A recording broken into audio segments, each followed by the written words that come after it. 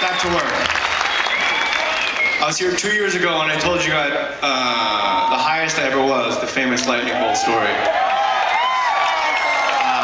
And I realized I should come out and tell you the second highest I ever was, which is also an excellent story. I was in, you know what?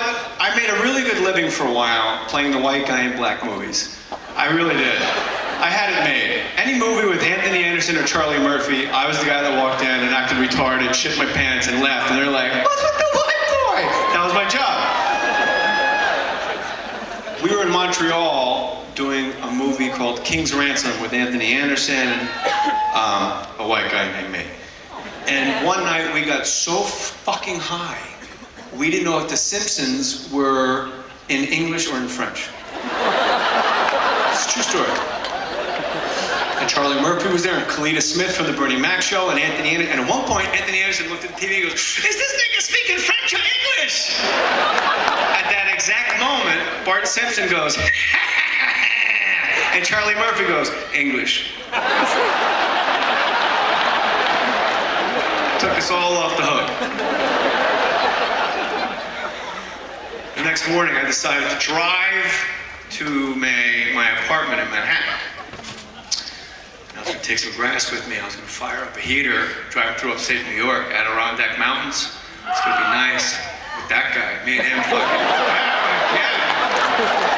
I can't imagine.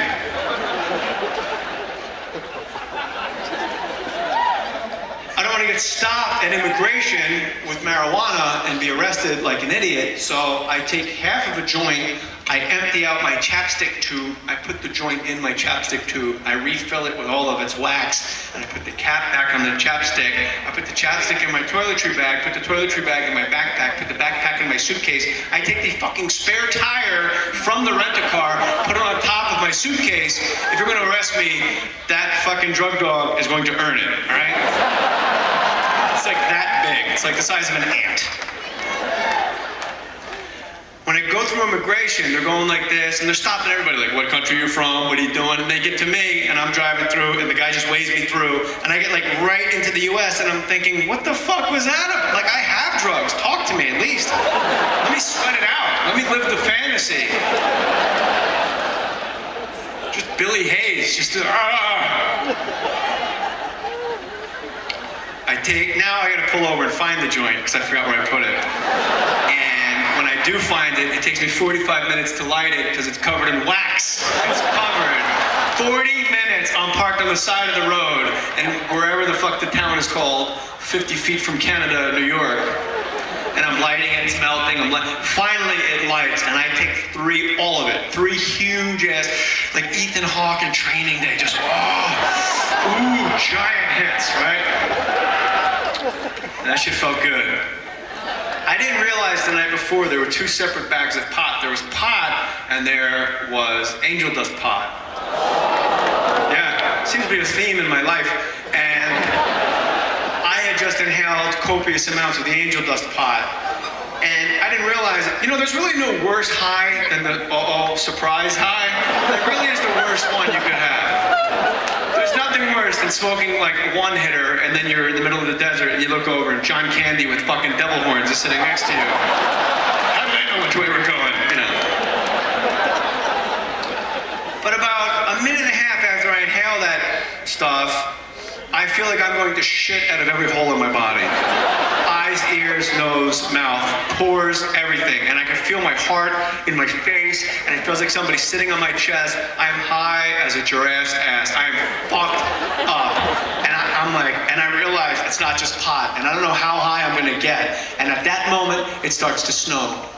But I don't know what snow is at all. I think somebody hit the hyperspace button in my rent-a-car. I'm giving it all I got, man. Just staring through stars. I don't even know there's a windshield on my car. I'm actually ducking snowflakes, taking their light, shooting at me. I'll tell you how high I was. More concisely, I only listened to the James Gang, Nirvana, and the Police because there's only 3 people in those bands. I didn't want to go 4 or 5 member bands because I didn't think they would fit in my stereo.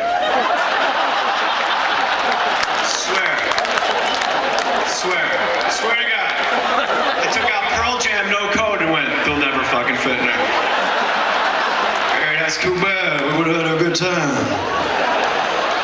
It would have been really great if you put us on in your car in upstate New York. All right. Appreciate all you guys coming tonight. I'm still alive. Bye. All right. I am so high. I don't know where my feet are. Like, I'm gone. And then I see the DUI checkpoint. Yeah.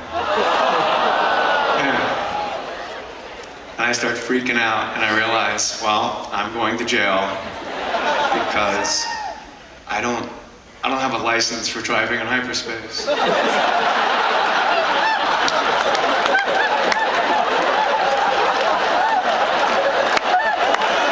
I don't even remember that being an option.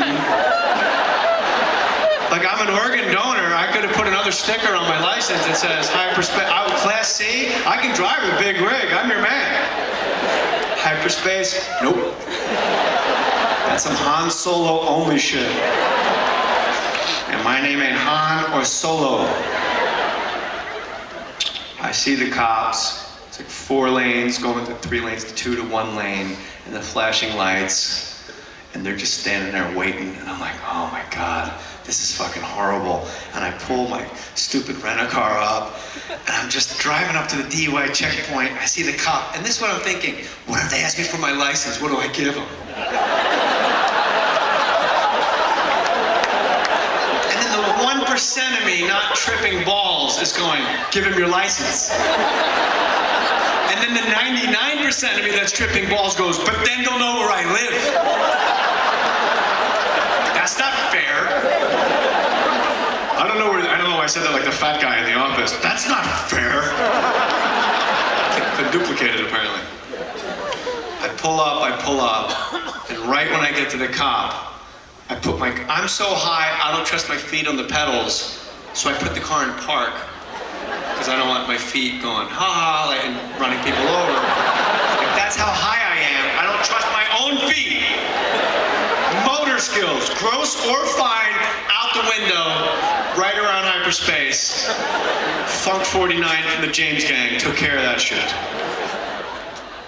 I put the car in park, and in my seatbelt, I turn towards the cop, who's looking at me with mirrored sunglasses, but he doesn't talk. And I'm thinking to myself, don't tell him you're tripping balls. Say whatever he says back to him, and then answer, and then I go, oh my God, can he read my mind? That's why he's wearing mirrored sunglasses, because they don't have eyes. This is not shit you want to think before a New York State trooper asks you for your papers. But he doesn't ask me for my papers. He's just staring at me with that little fucking hat and his crazy mirror. And then a second cop comes over, like, what the fuck's going on here, man? And he gets down like this, and he's staring with his sunglasses on. I'm like, uh-oh. Then a third cop comes in this window. I'm surrounded by cops. I'm going to jail. Finally, this is an absolute true story. The first guy, leans into my window and gets like this close to my face, and he goes, go.